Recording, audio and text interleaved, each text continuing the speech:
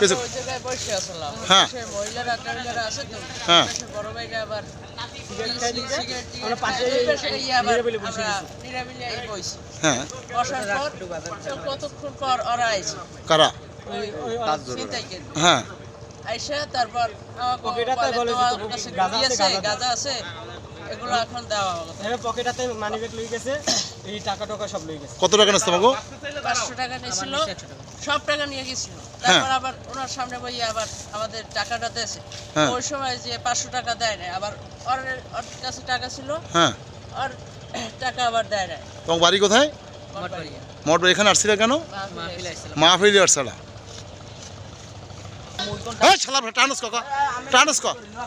তুই টানস ক হ্যাঁ